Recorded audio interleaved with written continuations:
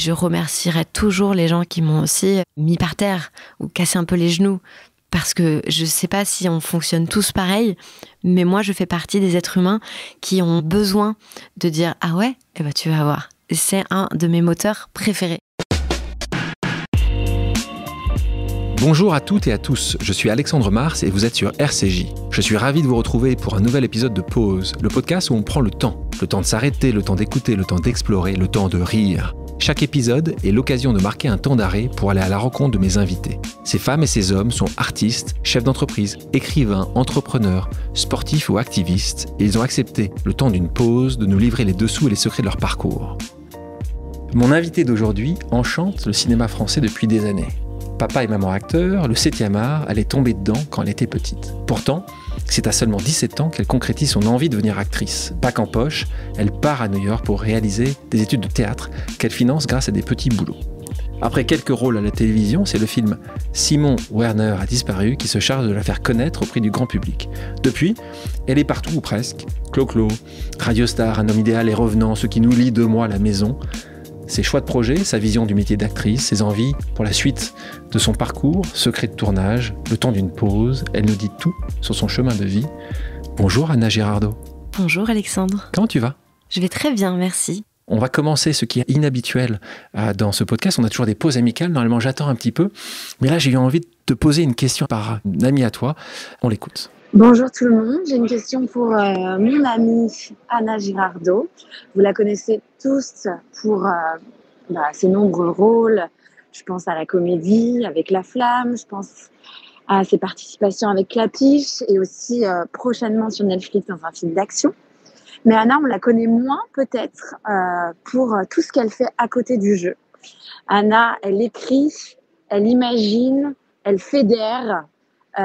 Elle produit, elle est extrêmement créative, extrêmement, elle est pleine de vie, pleine d'énergie. Je pense que c'est vraiment l'une de mes amies qui fédère le plus autour d'elle cette énergie de travail. Anna, elle est tellement occupée par tout ce qui l'anime dans l'artistique qu'il faut prendre rendez-vous pour la voir. Du coup, je prends rendez-vous avec ce podcast. Anna, c'est Vivi. Est-ce que tu es libre pour déjeuner cette semaine ? Je vous embrasse. Question de ta copine. Victoria Montfort, ça tombe bien parce qu'on déjeune ensemble demain. Donc, j'ai répondu à sa question. Prémonitoire. C'est trop mignon ce que Victoria pose comme question. Elle dit en gros que tu n'as que peu de temps. Est-ce que tu arrives à trouver justement ce moment de pause ?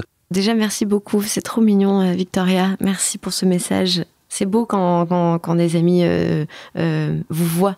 C'est toujours c'est important parce que c'est vrai que quand on fait beaucoup de choses, il y a des moments où on se dit mais est-ce que j'ai raison de faire autant de choses, est-ce que ça sert à quelque chose, est-ce que ça amène quelque part, est-ce que je m'agite pas comme ça et en fait je pourrais faire un quart de tout ça et ça ferait le même résultat, mais je sais pas faire autrement. C'est ce qui m'excite aussi, c'est ce qui me tient très vivante, c'est d'être dans les projets et dans l'accomplissement des projets comme c'est comme il y a un truc. C'est comme un jeu. C'est pour ça d'ailleurs que les tournages, les plateaux, parfois c'est un peu frustrant parce qu'on doit attendre beaucoup.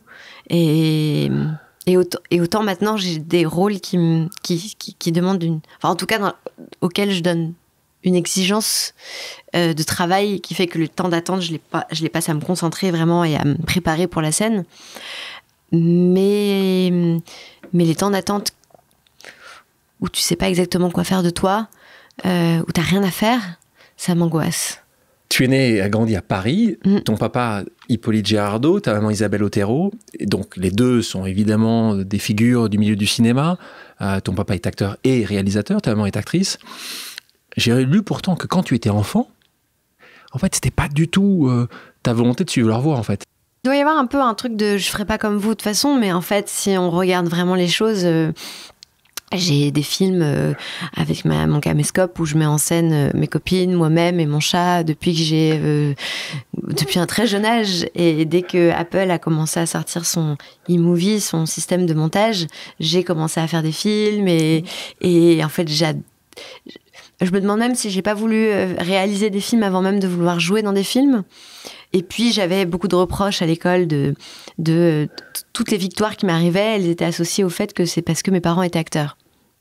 Et donc, à un moment donné, j'ai voulu aussi rejeter mes parents en disant mais je veux pouvoir y arriver sans vous, je veux y arriver au-delà de vous, séparé de vous. Et dès que j'allais au cinéma, j'aimais tellement l'actrice qu'il y avait à l'écran que je voulais faire son métier. Donc j'ai voulu... Beaucoup de métiers donc. Beaucoup de métiers qui sont passés dans ma tête. 17 ans, on parlait de cet amour du cinéma qui est transmis évidemment par tes proches, tes très proches. Là, tu commences à te passionner réellement pour le milieu du cinéma. Tu me parlais de ces femmes, d'ailleurs tu m'as parlé plutôt de femmes que tu voyais à l'écran. Et là, tu commences soit à faire un transfert, soit à dire qu'est-ce que ces femmes sont belles, brillantes, incroyables. On parle de Audrey Hepburn, on parle de Marlène Jobert. C'est marrant, Marlène Jobert... encore une fois, Marlène Jobert est une actrice exceptionnelle. Il faudrait que beaucoup de gens regardent à nouveau la cinématographie de Marlène Jobert. Et pas très longtemps de ça, on avait Isabelle Nanty qui nous en parlait. C'est étonnant, elle nous disait que Marlène Jobert était vraiment une des actrices qu'elle avait préférées. Je pense que c'est un peu similaire pour toi. Est-ce qu'il y a un déclic à un moment ? Pour moi, il y avait quelque chose un peu d'inatteignable, ou alors c'était un métier qui appartenait que à mes parents. Donc, puis mon père avait un très mauvais a priori sur les actrices. Pas les acteurs ? Non, les actrices, ses collègues de travail. Enfin, pas un mauvais a priori, mais mauvaise expérience ? Non, c'est pas ça. Mais il avait pas envie que je devienne actrice. C'était peut-être en réaction à son ex-femme, à ma mère. Mais voilà. Et donc, ma mère, au contraire, elle me poussait. Elle, si j'avais pu commencer ma carrière à 14 ans, elle me l'aurait fait faire. Elle était, au contraire, elle avait envie de me pousser à être créative, à être... elle avait l'impression de... Enfin, en tout cas, elle me disait, t'as quelque chose, quoi. Il faut l'exploiter, il faut en faire quelque chose. Il n'y a pas très longtemps, j'avais Yvon Rattal, que j'aime beaucoup à ce podcast, qui me disait que lui, son souci avec son fils, Ben, que tu connais certainement, lui, son problème, c'est que c'était plus compliqué pour son fils, qui est extrêmement talentueux, parce qu'il était le fils de Yvan et de Charlotte. Toi, là-dessus, quel regard tu portes ? Tu t'es dit rapidement, ça allait être un poids infini à porter jusqu'au jour où tu seras plus connu qu'eux, ou tu t'es dit, de toute façon, c'est mon chemin de croix et tu vivras avec, quoi.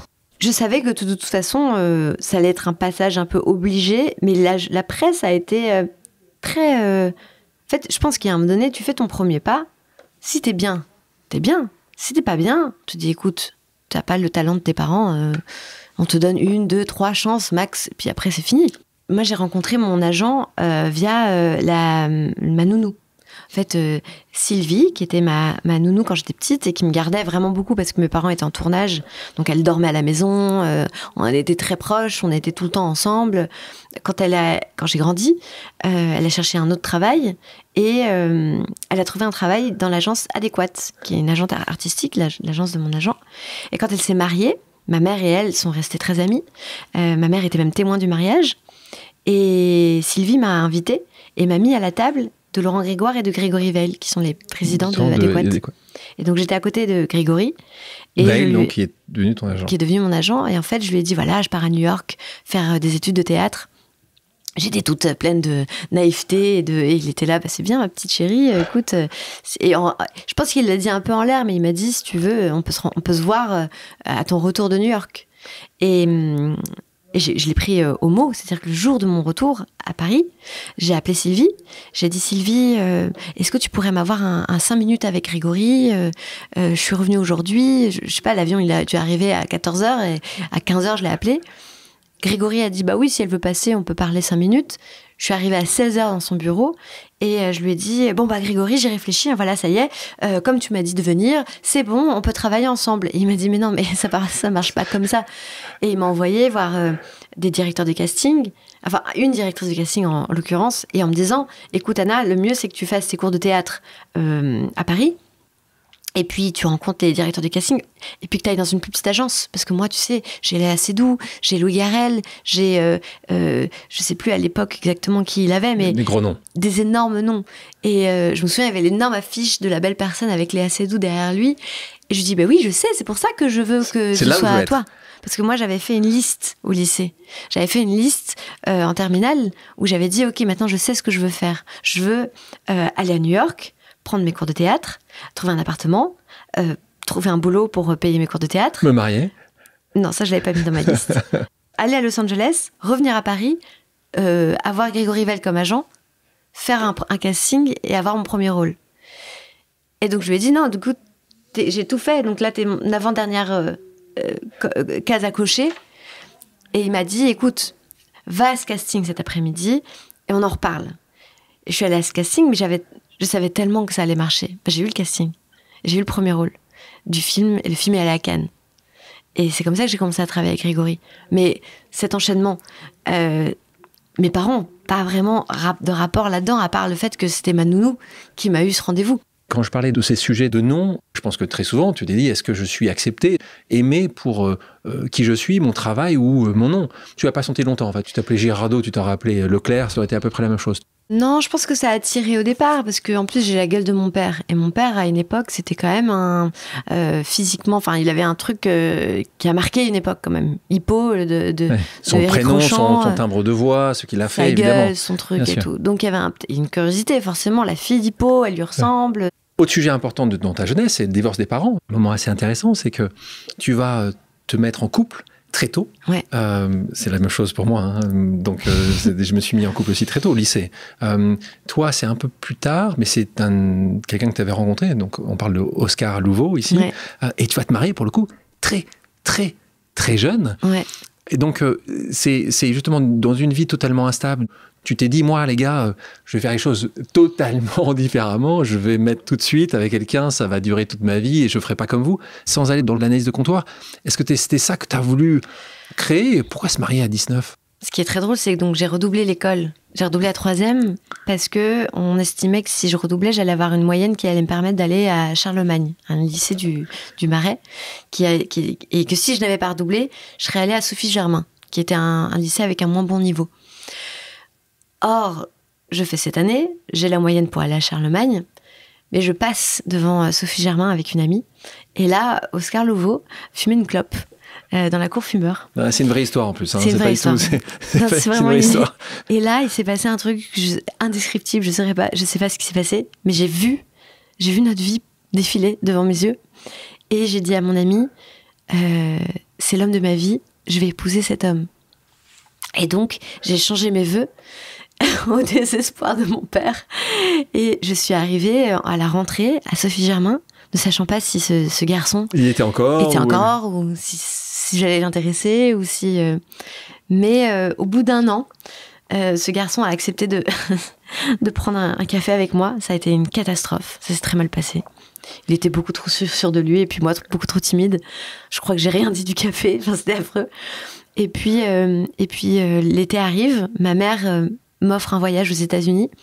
On est à New York, on est le 14 juillet 2005. Et là, on est dans la rue et on tombe sur Oscar. Vraiment, par un hasard. C'est assez dingue, parce que le principe de New York, c'est que tu ne rencontres jamais personne que tu connais. C'est impossible. Cette ville est faite pour ça. C'est fait pour. Là, j'arrache le bras de ma mère. Je lui dis oh, non, c'est lui. C'est le garçon dont je te parle depuis 12 mois. Tu déconnes. Et elle me dit, oh, mais il est beau garçon. Chut, arrête. Et là, je dis, bonjour Oscar, ça va? Tu étais avec ses parents aussi, donc? Lui, non, il était tout seul. Bah non, il était grand. Ah, c'est grand, hein. Et il me dit, il m'a avoué plus tard qu'il m'avait trouvé j'avais un nouveau jean. On est allé faire du shopping avec ma mère. J'avais dû un peu grandir. Et puis, il m'invite à aller à une fête du 14 juillet, ce soir-là. J'accepte, évidemment. Et donc, c'est ce soir-là que nous avons commencé à sortir ensemble avec Oscar. Donc, le premier baiser, c'est le 14 juillet 2005. Exactement. Dingo. Ouais. Et c'était... j'en souviens très bien. Mais heureusement. Enfin, il a eu 3 quarts d'heure de retard. Hein. Donc, je me souviens de ça aussi. Oscar, si tu nous entends, hein, à Columbus Circle. Toute seule comme ça? Ouais, au bout de 40 minutes, je me suis dit, bon, il exagère, je pars. Et puis de là a commencé une histoire qui a eu des hauts, des bas. Mais du coup, l'année de ma terminale, j'étais allée lui rendre visite à New York. C'est là que j'ai rencontré Sheila Gray, qui va devenir ma prof de théâtre, et que je décide de rentrer, de faire cette liste au lycée, et de dire, je sais ce que je veux faire de ma vie. Je vais aller à New York, vivre avec Oscar, prendre des cours de théâtre, travailler dans un restaurant, voilà. Aller à Los Angeles, revenir, rencontrer Grégory Veil, avoir mon premier rôle et commencer mon métier. Et en fait, quand on est arrivé à New York, qu'on a commencé à faire tout ça, mon visa j'avais un visa de touriste qui durait 3 mois. 3 mois, ouais. Et donc, on arrive à la fin des 3 mois et on se dit, mais qu'est-ce qu'on fait, en fait? Parce que nous, on est bien à New York, on a envie de vivre à New York. Lui, il avait la green card. Et donc, il me dit, une des options, c'est que tu m'épouses. Et dans ces cas-là, on pourra vivre... Un mariage arrangé. Un mariage arrangé. Non. Un mariage arrangé, mais c'est un mariage d'amour. Blanc. Oh là là non, là. Un mariage d'amour. Un mariage d'amour, évidemment. Ce mariage, vous allez divorcer, vous allez vous séparer un moment, mais... on est dans le monde de Hollywood un petit peu, puisque tout se termine bien la plupart du temps, puisque vous allez vous remettre ensemble quelques années après, et vous avez certainement pris des directions, vous vous êtes rendu compte que vous étiez fait l'un pour l'autre, et vous avez aussi eu la chance d'avoir un petit que j'ai vu qui est trop beau et qui s'appelle Jazz. Mais revenons justement à ça. Tu passes ton bac. Alors un point important, c'est qu'Hippolyte te dit ce que tu veux. Sciences Po, mais en minimum, ça sera un bac, et après tu feras ce que tu veux. Donc toi, tu lui dis, ok, on va commencer par ça. Et là, tu te barres. Point important aussi, quelque chose que j'aime bien, parce que j'aime bien normalement citer les gens qui ont été très utiles, des rencontres bien ici, sûr. Parce que des gens qui parfois pensent qu'on ne se souvient pas d'eux, et on sait à quel point ils ont été importants pour nous. Parfois aussi, c'est des gens qui, si on les avait écoutés, on n'aurait pas fait grand-chose. Et là, je pense à un professeur d'anglais. J'étais en train de penser à lui, c'est trop bizarre. Monsieur Guez. C'est fou, j'étais vraiment en train de dire, en même temps, il faut penser à Monsieur Guez. C'est trop bizarre. Donc Monsieur Guez, il te dit quoi? Il te dit... Tu ne parleras jamais anglais et tu n'auras jamais ton bac. Oh, merci, Monsieur Guez. Alors, merci, Monsieur Guez. Mais après, j'étais pas non plus excellente en anglais. Il faut quand même remettre l'église au milieu du village. Je n'arrivais pas avec ces verbes irréguliers. Ça ne rentrait pas. Mais peut-être parce que j'avais pas non plus cette stimulation qui me donnait l'envie d'être forte. Mais cette phrase m'a tellement marquée que... Et je remercierai toujours les gens qui m'ont aussi mis par terre ou cassé un peu les genoux. Parce que je ne sais pas si on fonctionne tous pareil, mais moi, je fais partie des êtres humains qui ont besoin de dire « Ah ouais, eh ben, tu vas voir ». C'est un de mes moteurs préférés. Et peut-être que quelque part, il y a eu une stimulation et un moteur d'avoir le bac, de partir à New York, de parler anglais, pour juste dire à Monsieur Guez, vous aviez tort. Tu l'as revu après? Je l'ai revu, je suis allée le voir. Il ne se souvenait pas de moi, je crois. C'est affreux. Mais j'ai toqué à la porte de sa classe et je lui ai dit, regardez, Monsieur Guez, vous savez que je vis à New York en ce moment. Après mon bac, je suis partie là-bas. Il m'a dit, c'est génial, c'est très bien. J'ai toujours su que tu allais le faire. Je lui ai dit, mais non, c'est pas vrai. Ça veut dire le contraire. Et t'en as d'autres Une autre fois, c'est arrivé, ça? Quelqu'un qui t'a... Ou tu sais, ça t'a marqué? Prof de géo, devant tout le monde, qui m'a dit, si tu crois que c'est avec ton sourire que tu vas t'en sortir dans la vie, ma pauvre petite, tu te mets le doigt dans l'œil. Alors que j'étais même pas celle qui parlait le plus dans la classe. Je me suis demandé pourquoi tout d'un coup ça tombait sur moi, mais là, tu t'as senti encore une fois une... Ouais, pareil. Je me suis dit, je suis désolée pour vous en fait que vous pensiez comme ça, parce que moi j'espère que mon sourire et en tout cas la bienveillance, ça m'amènera où je voudrais. Plus tard, c'est arrivé encore? Plus tard? Régulièrement encore? Tu dis que ça peut arriver qu'un réalisateur, d'un casting, ou encore une fois, pas qu'on dise non, c'est qu'on le dise méchamment. En fait, c'est pas ça. Moi, tous les jours, honnêtement, j'ai des gens qui me disent non. Hein. Donc, je me relève à chaque fois. Mais le difficulté, c'est quand les gens sont méchants, sont malhonnêtes. Un jour, alors je saurais jamais dire qui, c'est aussi bien pour lui, mais je me souviens d'une soirée, un des producteurs, et ils sont nombreux, de 10%, la série, j'étais avec Nicolas Maury, et on discutait, je lui pitchais une idée que j'avais eue pour un épisode, en disant j'ai une idée d'épisode que j'aimerais bien la proposer avec Alice Isaz, et le producteur, peut-être un peu éméché, m'avait dit non mais Anna, on a des vrais acteurs dans la série, hein. Et je me la suis pris plein de balles comme ça, avec même Nicolas qui a fait qui était choqué de la gratuité, de la méchanceté de la phrase. Et je me souviens pareil d'avoir dit tu vas voir. Et je termine sur cette partie de tu ne réussiras pas, parce que c'est un chapitre de mon livre Pause. Parce que je pense que, et merci de le dire, ça arrive quand même très souvent, je crois que chacun d'entre nous, toutes les auditrices et auditeurs, il y a bien un moment, une journée, c'est arrivé, quelqu'un t'a dit, à l'école, dans ton boulot, au sport, c'est pas pour toi, tu n'y arriveras pas. Et tu as deux options, hein. Soit tu dis t'as raison et tu t'arrêtes, soit tu dis tu sais quoi, ce que tu fais très justement. Et donc ça, c'est des sujets essentiels. C'est essentiel et ça rend la victoire d'autant plus délicieuse et agréable. Et puis en fait, tu sais quoi, quelque part, eh ben, c'est nécessaire aussi à te faire réfléchir autrement, à te dire ah ok attends, mais comment je peux y arriver, qu'est-ce qui peut faire que je peux outrepasser ça. Est-ce que peut-être dans ce refus il n'y a pas des conseils aussi à prendre, à entendre? Tu me dis que tu retournes aux États-Unis, on continue à penser cette liste que tu coches un par un, donc là tu arrives à New York et là tu vois quelque chose qui est assez intéressant selon moi, c'est que tu vois que les gens travaillent beaucoup. Et que si tu réussis, en particulier à New York, qui est vraiment quand on parle d'une ville qui ne s'éteint jamais, en particulier, c'est une ville où si tu veux réussir là-bas, tu ne dois jamais quitter le poste de travail parce que quelqu'un prend ta place. Là, c'est quelque chose que tu comprends pleine tête, que globalement, il faut que tu commences très tôt, il faut que tu te couches très tard, il faut que tu fasses toujours plus que les autres. Ouais. Et là, tu es inconnu, hein, parce que personne ne connaît Anna, personne ne connaît Girardot. Personne, je suis une petite fourmi dans la fourmilière. Enfin, j'adore ça. C'est bon New York pour ça. Qu'est-ce que c'est bon. J'avais l'impression que c'était un jeu vidéo. En plus, j'avais pas beaucoup Google Maps, mais je faisais plein de trucs. J'étais donc serveuse dans ce restaurant qui s'appelait le Parigo, qui a fermé maintenant. J'avais mes cours de théâtre qui étaient vers Times Square. Le soir, je faisais des extras dans une boîte de nuit qui était vers la 34e. Et puis j'étais dans une agence de mannequins, donc je faisais des castings. C'était génial pour apprendre à découvrir la ville, parce que je savais que si je sortais à tel métro, après j'avais 4 blocs tout droit avec 3 blocs à gauche, puis j'ai appris à marcher dans la ville comme ça. Et je me souviens, je travaillais du matin au soir tous les jours sauf le dimanche, je crois. Et en même temps, le soir, je sortais. En plus, je sais pas où est-ce que je trouvais cette énergie, mais il y avait quelque chose de tous les matins, c'était comme un jeu vidéo. Il faut choper des pièces, tic, tic, tic, tic, et on arrive à en donner à une victoire. Et il y avait des moments où j'étais désespérée parce que mon anglais disparaissait, notre resto c'était dur. Et en même temps, j'ai appris que en poussant l'effort, on devenait meilleur. Ça, j'avais jamais appris ça plus jeune. Parce que t'as pas beaucoup travaillé à l'école, quand même.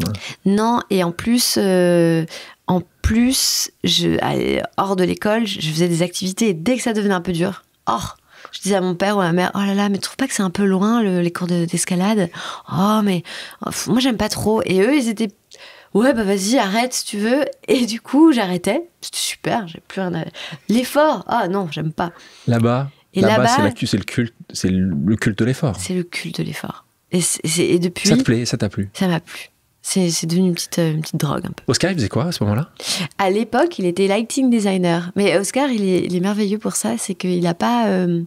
il peut tout faire. Il n'a pas un job, en fait. Non. C'est ça. Il a des gens qui adorent travailler avec lui et qui lui demandent tout le temps, est-ce que tu peux m'aider à travailler sur ce projet? Donc, il fait plein de projets. Il a fait de la restauration. À l'époque, il était aussi broker. Il était... d'immobilier. D'immobilier, ouais. Il allait à New York, c'est pas mal pour ça. Incroyable.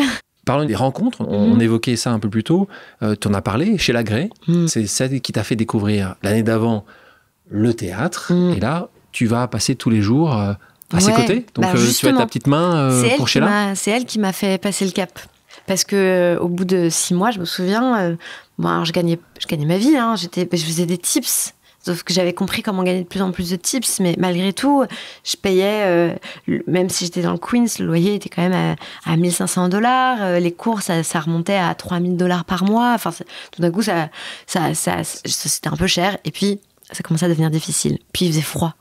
C'est ça, en fait. Moi, j'ai remarqué, ça devient difficile à partir du moment où aussi, dans le cours de l'année, c'est l'hiver. Et donc, c'est de plus en plus relou d'aller au cours. Et du coup, tu trouves des excuses. Et puis... Il y a la neige. Trouver des raisons pour pas aller au cours de danse, c'était assez facile. Ça ouais, et donc là, j'arrive devant Sheila et je lui dis, oui, Sheila, en fait, tu comprends, là, c'est trop cher. Et là, elle me dit, elle m'a sauvé la vie ce jour-là. Elle m'a dit, ah non, mais il est hors de question que tu arrêtes. Ah bon? Et elle me dit, non, tu commences à peine à progresser. Elle me dit, écoute, ce qu'on va faire, c'est que tu vas devenir mon assistante. tu vas donc ouvrir la classe, fermer la classe, accueillir les élèves, récupérer l'argent, me donner l'enveloppe, aller me chercher à manger, mon café, et puis nettoyer la salle à la fin et ranger les matelas, etc. Et en échange, par contre, tu ne paieras pas tes cours. Et par contre, tu viens à tous les cours, même ceux des ados. Et donc là, j'ai commencé à travailler tout le temps avec Sheila et à être présente tout le temps. Et donc même les moments où je pleurais tellement, je savais même plus comment elle me disait speak your thoughts. Et je disais, I don't know, yes, no, I don't know. Et je me sentais nulle et je continuais. Et puis au bout d'1 mois, 2 mois, 3 mois, le printemps est arrivé. Non mais c'est ça aussi, c'est qu'on comprend pas que les saisons c'est nécessaire. C'est essentiel. Et au printemps, je me suis dit mais en fait je progresse, je parle mieux anglais, je joue mieux, je comprends mieux. Et puis là du coup l'année s'est repassée ensuite et ça a été que du bonheur. Et en fait à partir de là, j'ai compris. Et il faut pousser le muscle pour qu'un jour tu aies le bon muscle pour dire voilà, j'ai le muscle maintenant. On bouge un peu parce que l'objectif, moi je suis ta bucket list. D'ailleurs, normalement, sur Pause, on suit depuis la naissance où tu es aujourd'hui. Avec toi, on suit un peu différent, on suit ta bucket list. Bucket list, il y avait Los Angeles. Donc voilà. Donc là, on est à New York, c'est à 6000 km, donc c'est faisable. Donc là, road trip. La road trip, je me souviens très bien. J'ai acheté un taxi new-yorkais, donc une Crown Victoria, parce que c'est des voitures qui ont une super... des amortisseurs. Amortisseurs, et ça fait beaucoup de route. Et donc, on est 3, Oscar, un ami et moi. On achète notre Crown Victoria, on la repeint parce qu'on n'a pas le droit de la garder en jaune, mais on garde le petit billet de $10 qui est sur le pare-soleil. Et on part comme ça, on traverse, on fait Washington, Nashville, New Orleans, Texas, New Mexico, Las Vegas. Là, on se fait braquer la voiture. Braquer la voiture. Tout voler. Elle était au parking et c'est... Parking. Le seul parking qu'on a fait, seul hôtel cher du voyage, alors qu'on a vraiment dormi dans des motels, on a fait du camping, Là, on s'est dit, ok, on a peut-être mérité, ça faisait 1 mois qu'on voyageait, on s'est peut-être mérité un petit hôtel. On s'est arrêté au Circus. Tout volé. En plus, on est sortis comme des fous, on s'est dit, on laisse tout et on prend le strict minimum et on va faire la fête. Ouais. Oh, la voiture cassée. En plus, on avait la voiture la plus pourrie de tout le parking.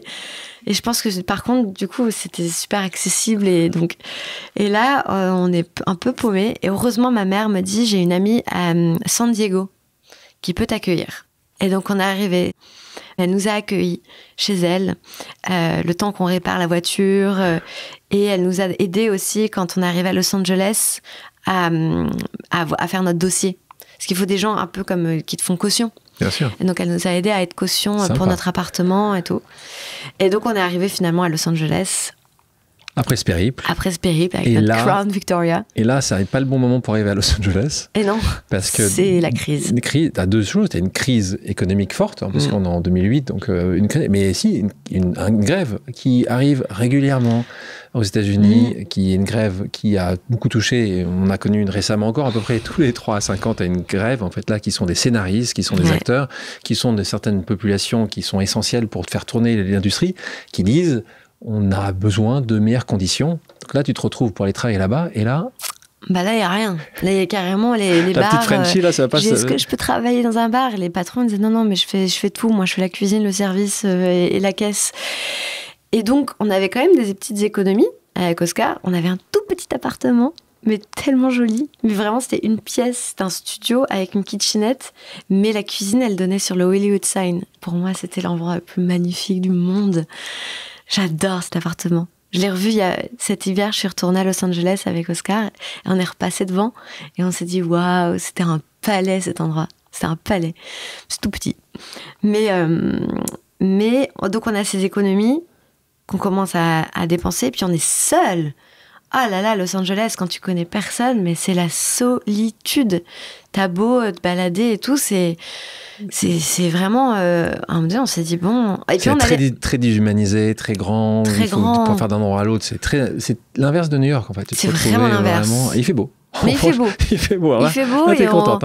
Ça, on aime. Et donc, à un moment donné, on tourne un peu en rond. On se dit, bon, qu'est-ce qu'on va faire? Et puis, on a ma meilleure amie de New York, qui était serveuse avec moi, me dit...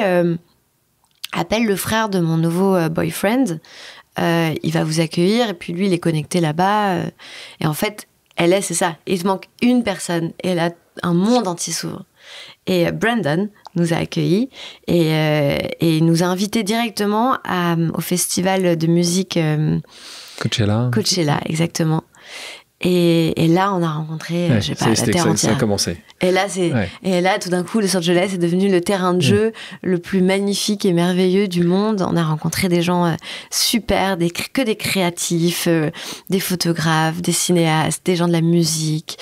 Tout ce qu'on avait imaginé. On a été invités dans des maisons folles, des fêtes. Sauf qu'à un moment donné, du coup, toutes nos économies, on les a dépensées beaucoup plus vite qu'au départ, alors qu'on était très économes. Et là, tout d'un coup, vous brûlez. Ah, on a tout brûlé. Et là, il n'y a pas de boulot. Et donc, à un moment donné, il n'y a pas vraiment le choix, quoi. Et à un moment donné, on s'est dit, il faut qu'on... Appeler les parents, c'était une option? Bien sûr. Ouais. J'ai appelé ma mère, et elle m'a dit, justement, il y a un casting, dans la série dans laquelle elle tourne, il y a un casting, si tu veux le passer, tu peux le passer en visio, et s'il y a un callback, peut-être qu'ils peuvent te payer le billet d'avion. Il y avait un truc comme ça. Mais je sais plus pourquoi, moi je pars une semaine plus tôt. C'était soit je passais mes 21 ans, parce que je suis née le 1er août, soit je passais mes 21 ans à Las Vegas avec mes amis. Bon là vraiment, je pense que je vivais à crédit. Soit je rentrais plutôt avec cette occasion d'un billet d'avion qu'on me payait. Donc j'ai pris cette option-là. Très raisonnable. Très raisonnable.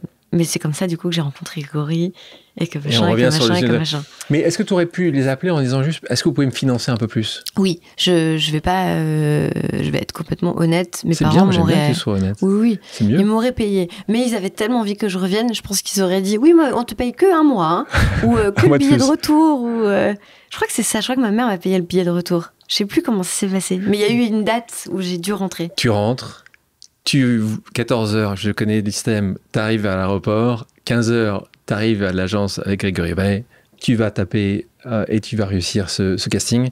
Et là, c'est l'histoire de Anna ces dernières années. Et donc, tu commences, on te voit, donc, ce film dont tu parlais, c'est Simon Werner, a disparu.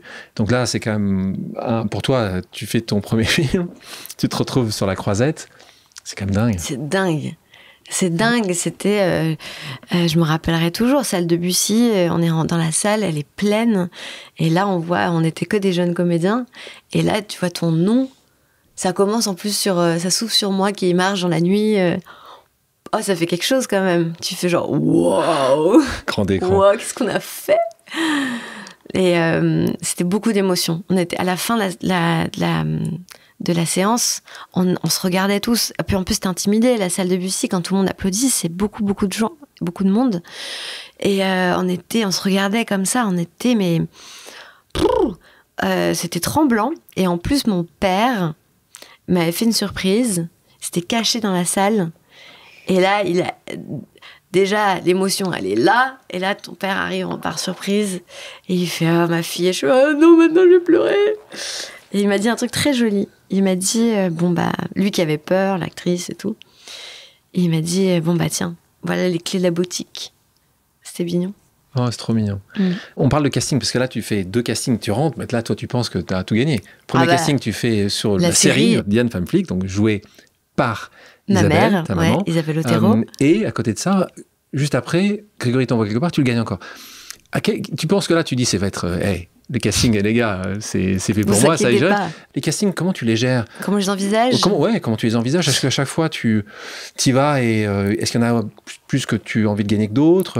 Est-ce que c'est toujours le même stress? Tu vis sans stress? Alors, il y a un truc qu'il faut savoir sur le casting de Simon Werner a disparu, c'est que la première fois, donc ce même jour où j'arrive au casting, on me donne pas le rôle tout de suite. On me dit, le réalisateur est très intéressé, est-ce que tu peux revenir demain refaire des essais avec d'autres scènes et peut-être potentiellement un autre comédien. Et le lendemain, Oscar me dépose en scooter à l'adresse où j'avais été la veille. J'arrive et on me dit « Ah non, c'est pas à cette adresse aujourd'hui, c'est une autre. » Sauf que j'ai laissé mon porte-monnaie dans le scooter. Et là, je me retrouve en plein mois de juillet, sans argent, et je dois aller à l'autre bout de Paris. Et j'étais habillée. Alors, en panique, il fait chaud, je commence à courir. Je me dis, j'arriverai jamais à l'heure. Donc, je me dis, il faut que je prenne le métro. Là, j'arrive, j'ai pas d'argent. Et donc, je vais voir la fille. Je vais voir la fille du métro. Je lui dis, écoutez, madame, je suis désolée. En fait, je suis habillée tout en noir parce que la scène est une scène d'enterrement. Oui. Et je lui fais croire que je vais à un enterrement. C'est mal. Je sais. Mais tu sais, déjà de le dire, c'est à moitié pardonné. C'est moitié pardonné. Mais du coup, je pleure. Je suis déjà tu dans joues, je suis déjà dans la scène. D'accord. Je suis déjà dans le perso. Elle a trop de peine. Elle me dit, bien sûr, allez-y. Je passe. J'arrive, mais il faisait chaud. J'arrive, mais trempée. Et j'ai pas le code. J'ai plus de batterie sur mon portable. C'est une catastrophe. Et finalement, j'arrive, j'ai le casting et j'ai le rôle ce jour-là. Et depuis, c'est une blague, mais c'est une blague interne à la maison, mais dès que je vais à un casting et il y a 1000 merdes qui m'arrivent, en général, je me dis, c'est plutôt bon signe. Et c'est vrai qu'il s'est avéré que les fois où il a été un peu un parcours de combattant pour arriver au casting, je l'ai eu. Et je pense que, pourquoi ? C'est juste que ce temps-là de stress me détache du stress de la scène et de ce que je dois faire. Et donc j'arrive, je suis un peu en panique et bam, je donne. Je suis pas là. J'ai trop réfléchi, tout est bien et tout. On continue, Les Revenants, ça aussi c'est une série qui là aussi très visible, qui a très bien fonctionné, en tout cas dans la première saison, un succès critique et commercial, d'ailleurs international. Et puis là on te voit souvent Clo-Clo de Florent Emilio Siri, Radio Star de Romain Lévy. J'étais contente de l'avoir aussi. Ouais. J'ai crié quand je l'ai vu. C'est une histoire ça en plus. Clo-Clo c'est... Ah ouais. Voilà, c'est une bioépique sur Claude François, qui est d'ailleurs un très bon film, pour ceux qui ne l'ont pas vu et ceux qui écoutent encore souvent pendant l'été les musiques de Claude François, je vous le conseille. T'as l'impression à ce moment-là que ça va vite ou que tu considères que c'est normal ? Là, je vous rappelle, pour les auditrices et auditeurs, on est dans la première année du retour d'Anna de son épopée américaine. Eh ouais. C'est normal, toi ? Il y a un truc qui me semble un peu normal, mais ça va devenir difficile plus tard. Ça se complique après. Qu'est-ce qui se complique ? C'est que c'est plus aussi facile ? C'est pas ça, c'est que je sens que je rentre dans une case. Je sens que je rentre dans une case et les rôles qu'on me propose, il y en a que j'accepte et que j'adore, mais je sens comment on me perçoit. Et en fait, je m'amuse de moins en moins de ces personnages. Je me dis, mais en fait, ce qu'on me demande comme jeu est de plus en plus naturaliste et de moins en moins joué. Et donc, je perds un peu l'excitation de ce que c'est. Et donc, je perds même confiance en moi en me disant, mais peut-être que je joue pas si bien que ça. Peut-être que je suis pas très bonne, en fait. Peut-être que j'ai juste un visage qui passe bien à l'écran et peut-être qu'ils avaient raison, en fait, c'est juste parce que je suis la fille d'Hippolyte Girardot, fuck. Tu dis ça, ces années-là, 2014, 2015 Ouais, il y a un moment donné où je me dis un peu, en fait, je suis peut-être juste moyenne, quoi, et puis c'était du bon, quoi. Ouais, mais heureusement, ça va changer. Ouais, mais donc ça a duré combien de temps, ça ? Ça a duré un peu... je sais pas, peut-être pendant 3-4 ans. C'est long. Donc là, parce que t'es allé très très haut, très vite, tu fais pas tous les ans un revenant, un Clo-Clo. D'une certaine manière, c'est quand même, je veux dire, ça arrive rarement d'avoir un strike comme ça, comme on dit aux États-Unis, sur la monnaie. Donc c'est ça aussi, tu dis juste, mais pourquoi... Je suis jamais nommée au César, je vais jamais à Cannes. Alors j'adore les films que je fais. J'adore, et je trouve que j'apprends à chaque fois, et j'adore les réalisatrices et les réalisateurs avec qui je tourne. Mais dès que je vais en avant-première, on me dit « Oh, on a envie qu'elle se secoue, hein, on a envie qu'elle se défende. » C'est toujours, on a un peu de peine pour mon personnage. Donc, et puis je tourne beaucoup, je fais beaucoup la femme d'eux. Et donc, je vais en promo, et puis mon partenaire masculin, il est vachement mis en avant, puis c'est la star, et puis il est génial, et puis tout le monde l'aime, et puis il a la tchatch, et puis il a du répondant. Et moi, on me donne le micro, et c'est, bah oui, moi j'étais ravie de faire ce personnage. Tout est doux, tout est gentil, et donc ça commence à sérieusement, en fait, je me sens de plus en plus transparente, en fait. Oui, mais ça aussi, alors c'est intéressant ce que tu dis, mais tu joues aussi avec des acteurs qui sont exceptionnels. Donc là, tu prends un inné, tu prends un civil, tu prends quand même des... voilà. Donc j'accumule, hein. J'ai tourné avec Omar Sy, avec Guillaume Canet, avec Gérard Lanvin, avec Pierre Ninet. Enfin, je disais à mon agent, je suis j'ai des très bons partenaires, je suis très chanceuse. Mais en fait, je me dis, mais pourquoi c'est les garçons qui ont toujours la part belle? Pourquoi c'est eux qui ont les meilleurs persos? Pourquoi nous, on est là un peu pour servir la soupe? Et alors, t'expliques comment ça? C'est arrivé aux États-Unis quelques années avant maintenant, mais c'est, par exemple, quand on voit le parcours de Margot Robbie, elle a créé Lucky Chap, sa boîte de prod, parce qu'elle disait, j'en avais marre que les personnages féminins ils aient jamais les partitions de rôle et marrantes à jouer, et qu'à chaque fois qu'elle lisait un scénario, elle se disait j'ai tellement envie de jouer le rôle du mec. Et je pense que c'est arrivé aux États-Unis avant nous, donc même les scénaristes se sont mis à être obligés à donner du contenu et du fond aux personnages, justement des femmes d'eux, donc les personnages secondaires devaient avoir de la personnalité. C'est arrivé maintenant en France et c'est de plus en plus répandu, et puis on féminise maintenant des personnages qu'on aurait donnés aux hommes. On comprend que ça attire les femmes au cinéma, que c'est les premières clientes consommatrices de cinéma. Anna, je te propose maintenant une pause amicale, on va dire plutôt une pause familiale. On en a beaucoup parlé jusqu'à maintenant, on l'écoute. Salut Anna, c'est moi. Bon, oui, ça devait arriver. Alors, je vais te poser une question en tant que collègue. Voilà. On a besoin des personnages pour vivre. C'est ça qui nous nourrit et nous excite.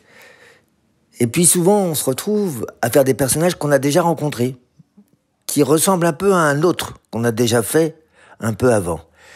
Et je voulais savoir si tu rêvais d'un contre-emploi. Quelque chose un peu d'inimaginable pour les spectateurs, que tu désirerais faire absolument pour changer d'air.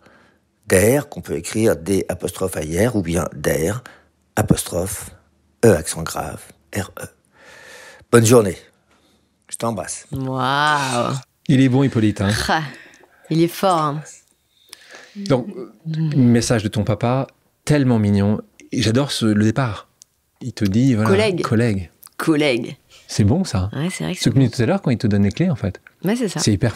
qu'est-ce qui peut avoir de mieux pour toi, actrice, que ton papa, qui est un acteur, réalisateur, te dise collègue, quoi. C'est au même niveau, c'est beau, hein.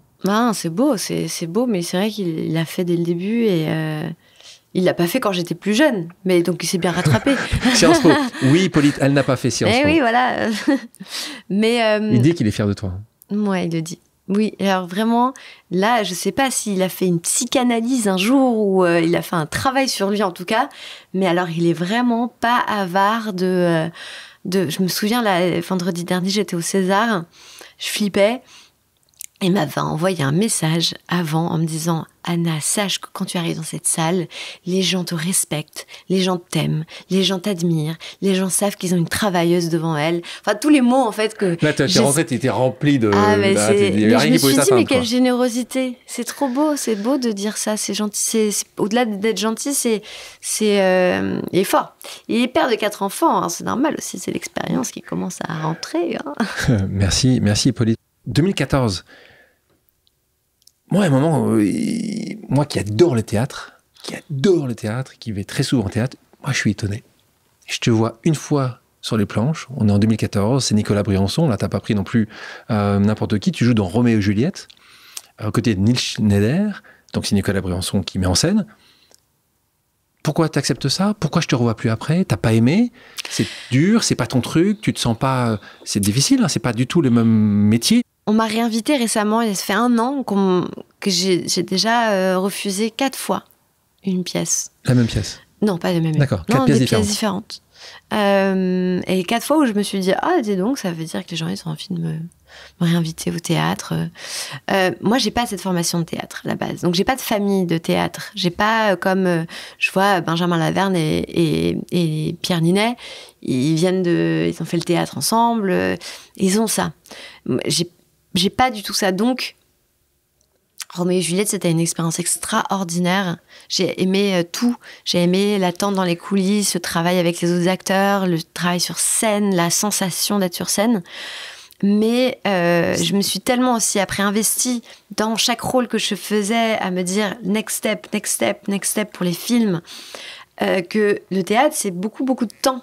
C'est 3 mois de répétition en moyenne, puis ensuite au moins 5 à 6 mois sur scène et après une tournée d'1 an. Donc c'est un hiatus d'1 an. Voilà. Si ça fonctionne. Si ça fonctionne, c'est 1 an.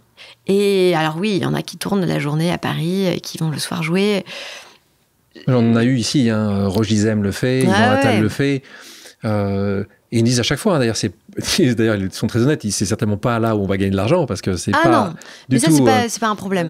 On était au théâtre, on va passer à Homme idéal de Yann Gozlan, Ce qui nous lie, et de moi, de Cédric Capiche, on en parlait tout à l'heure. La prochaine fois que je viserai le cœur de Cédric Angers, La Maison d'Anissa Bonnefond, je sais que c'est un projet pour toi qui était très important et très transformateur aussi, de montrer un autre visage, pas que visage. Oui, je venais de faire une série qui s'appelait Totem, que j'aime beaucoup d'ailleurs, par ailleurs, avec Nils Schneider, et où je faisais la femme de Nils Schneider. Et j'en avais marre. J'adore Nils, mais je voyais les scènes que Nils avait à faire. Je disais, ah là là, c'est génial quand même ce qu'il fait. Pourquoi moi et le personnage, spoiling alert, meurt à la fin de la saison. Et je me souviens, j'avais peur en plus de jouer. Je savais pas trop comment jouer la mort. Et puis, et en fait, je me suis dit, Anna, en fait, c'est ça. C'est la mort des femmes d'eux. Et avec elle, bah, tu enterres ton air justement de femme d'eux. Et tu vas commencer autre chose. Et du coup, j'ai commencé par la putain, hein, parce que après la maman, la putain. Et à partir de La Maison, je n'ai fait que... et jusque-là, je réussis à... Tes films, voilà. Tu n'es plus... Je dis ça, j'ai fait des petites entraves à ma règle, à ma propre règle, mais c'est pas grave. Il y en a plus, on va dire. Il y a plus de rôles où tu es le personnage existant, pas... Ou alors un personnage à contre-emploi de là où on m'attend, justement. Donc là, on va aussi parler de ce que tu as pu faire avec ton copain Jonathan Cohen. Ouais. Où là, quand on parle de contre-emploi, ce qui est quand même la force de Jonathan Cohen. Merci Jonathan Cohen. Encore un merci ici. Où là, au début, tu dis non, c'est pas moi. Tu dis c'est pas possible. Là, on parle du flambeau. Raconte-nous. La flamme, je me d'abord, souviens, j'étais... en fait, c'est marrant, mais c'est toujours... Moi, je crois aux listes, je crois aux projections, je crois à la manifestation, j'y crois très très fort. J'ai essayé de l'expliquer à mon père l'autre jour, il me prenait un peu pour une folle, mais après il me dit, bon, en même temps, ça a l'air de marcher sur toi, peut-être qu'il faut que je t'écoute. Mais la manifestation, je me souviens, j'avais dit à mon agent, j'aimerais bien faire de la comédie. Puis il me fait lire 2-3 comédies, puis ça me tombe un peu des mains. Je sais pas mon humour, c'est pas le film que j'aime. Et puis je dis bon, écoute, c'est pas grave, on va attendre. Il faut attendre la bonne comédie. Et je me souviens, je suis à Marseille et je dis à Oscar, je crois, je lui dis, moi tu vois, je sais. Ce qu'il faudrait, c'est que je fasse une comédie avec Jonathan Cohen, parce que Jonathan, il a exactement l'humour que j'aime. Et 2 mois plus tard, mon agent m'appelle et me dit, écoute Anna, Jonathan cherche un rôle, enfin quelqu'un pour faire Anne, il va voir beaucoup de gens, mais il a envie de te faire lire. Et là je lis, et chaque page, les larmes tombent, je ris tout le temps, je ris, et je prie le ciel pour que Jonathan dise oui, il me donne le rôle. Et là il m'a changé un peu plein de choses, parce que déjà j'avais jamais fait de l'humour, enfin j'avais jamais fait de la comédie. Et je découvre en fait que j'aurais dû en faire beaucoup plus tôt. J'aurais dû faire que ça en fait. Que t'aimais ça. J'aime ça, mais carrément, je... Tu penses, tu dois bonne. En fait, je me rappelle de moi qui dit à mon père dans la cuisine, je veux être clown. Et je me dis, mais en fait, c'est peut-être ça qu'il fallait que je fasse dès le début. Parce que je trouve toute la joie du jeu en fait. Et tu penses que c'est parce que tu penses qu'il y a un certain snobisme qui dit que la comédie, c'est pas de l'arrêt d'essai, le snobisme, par rapport à ça, que tu dis juste, tu as voulu mettre un peu loin de... Bon, c'est que j'ai voulu commencer, puis j'avais on me disait, tu es éthérée. On me disait tout le temps, éthérée. Ouais. Et puis du coup, je faisais des rôles de femmes éthérées. Et donc éthérée, c'est pas drôle, c'est pas comique, les femmes éthérées. Donc j'ai fait des rôles plutôt dramatiques. Et voilà. Danny Boone, qui est réalisateur et acteur. Il me citait ici, au micro de pause, une citation qu'il avait vue au Coursimo quand il y était. Il a eu une histoire assez incroyable, avec vraiment pas d'argent, et aller au Cours-Simon et devoir, après une rencontre de quelqu'un qui lui a changé son existence. Cette phrase de Goethe, la vraie gloire est de durer. Est-ce que qui est un vrai sujet chez beaucoup d'actrices et d'acteurs, c'est j'ai ce moment de gloire maintenant, est-ce qu'il durera éternellement?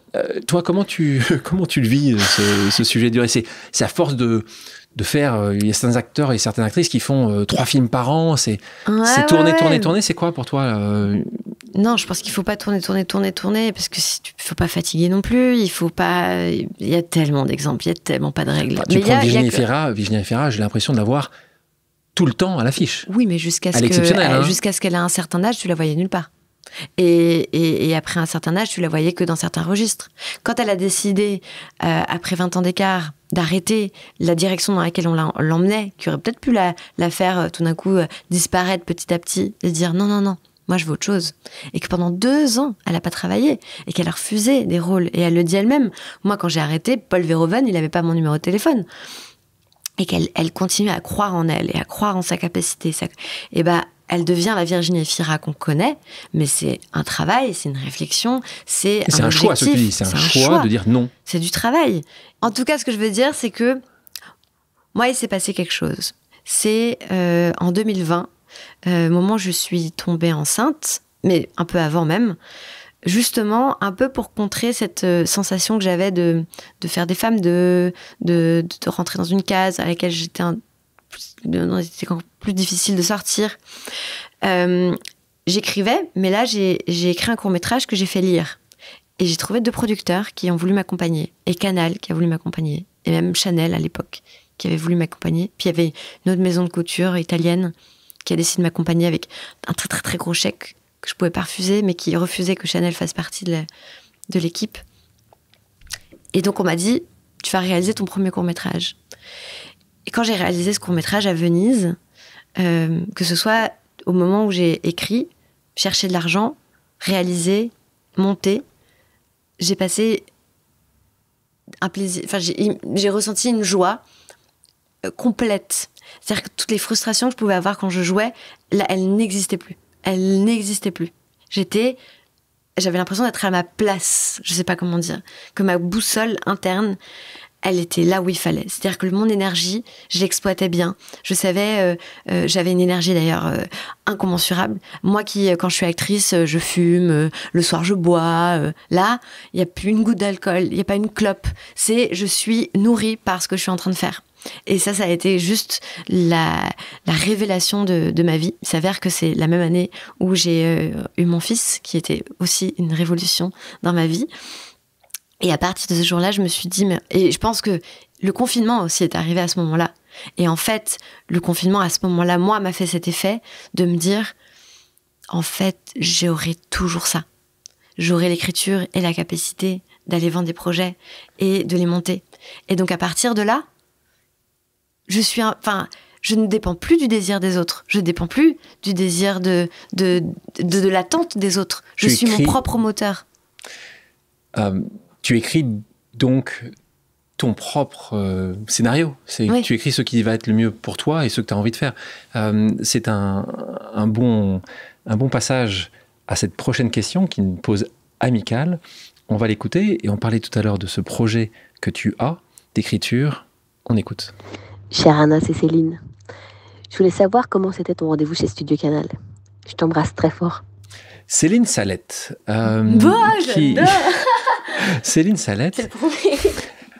Céline Salette. Je suis très surprise de t'aimer comme ça, pardon. Non, parce que Céline Salette, qui, je pense, va faire un film extraordinaire sur Niki de Saint-Phal.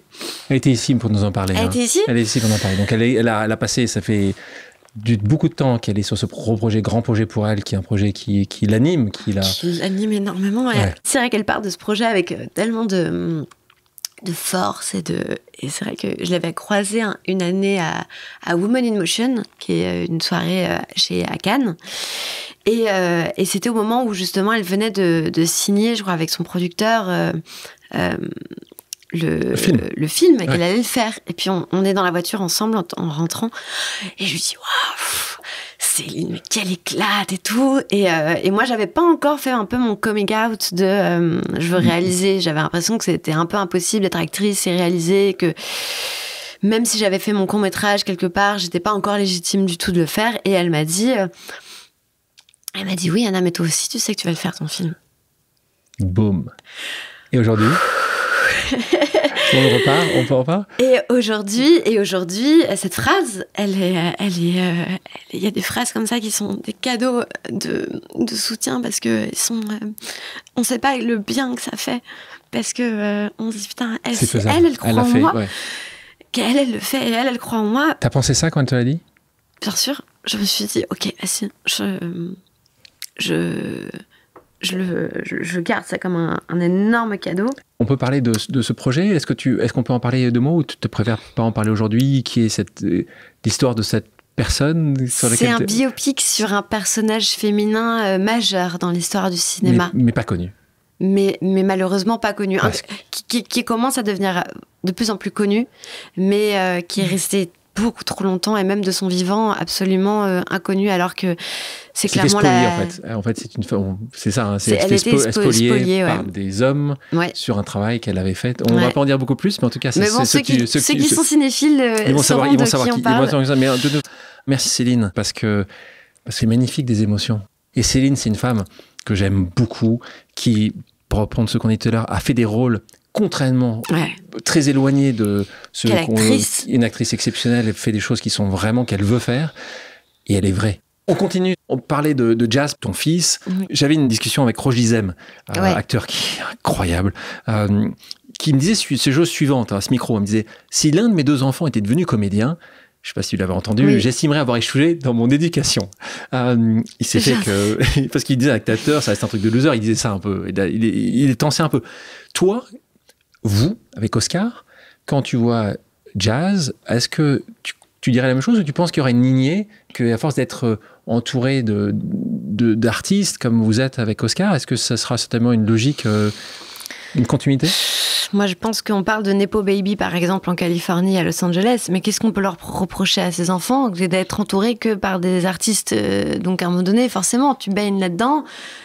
Si on t'a permis très jeune d'expérimenter ta fibre artistique, il semble un peu logique que tu continues dans cette lignée. Si d'un coup, tu dis non, je veux être comptable. Eh ben, très bien, soit comptable. Mais j'adorerais qu'il soit créatif, Jazz. Je l'ai appelé Jazz Louveau pour pas que... Il s'appelle Jazz Jean-Paul Jacques Louveau. C'est pour qu'il soit justement créatif. Je lui ai dit qu'il y a toute la possibilité. C'est ton passage à la Nouvelle-Orléans qui t'a fait l'appeler Jazz. Ça fait partie des inspirations pour lesquelles on l'a appelé Jazz. Et on va terminer par une pause musicale. Oui. Quelle est ta chanson culte? Moi, j'adore Don't Stop Me Now de Queen. On en écoute un extrait. Stop me 'cause I'm having a good time, having a good time. A shooting star leaping through the sky like a tiger, defying the laws of gravity. I'm a racing car passing by like Lady Godiva. I'm gonna go. There's no stop. Anna, oui, merci Alexandre. pour ton temps. Merci à toi pour ton temps. Merci beaucoup. Merci à tous d'avoir pris le temps de faire une pause avec nous sur RCJ. J'espère que l'émission vous a plu, inspiré ou fait réfléchir. Si c'est le cas, je compte sur vous pour soutenir Pause sur radio-rcj.info ainsi que sur toutes les plateformes d'écoute. À bientôt sur RCJ pour un nouvel épisode de Pause.